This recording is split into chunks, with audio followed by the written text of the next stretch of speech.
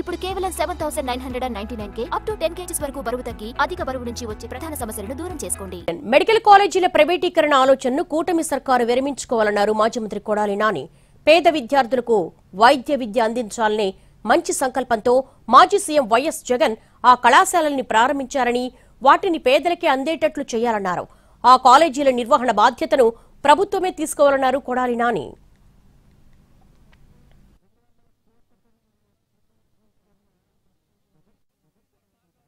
ఆలోచనని విరమించుకోవాలని చెప్పి కూటమిలో ఉన్నటువంటి చంద్రబాబు నాయుడికి, పవన్ కళ్యాణ్కి ఇద్దరికి కూడా విజ్ఞప్తి చేస్తున్నాను. తప్పకుండా పేద ప్రజల కోసం ఏదైతే కాలేజీలని జగన్మోహన్ రెడ్డి గారు ప్రారంభించారో వాటిని పేద ప్రజలకే అందేటట్టు ప్రభుత్వమే ఆ కాలేజీలని నడిపేటట్టు చర్యలు తీసుకోవాలని చెప్పి ప్రభుత్వాన్ని కోరుతున్నాను. అదేవిధంగా జగన్మోహన్ రెడ్డి గారి కోటి సంతకాలు సేకరించి ఆయనకి పంపిస్తాము. ఆయన గవర్నర్కి అందిస్తారు.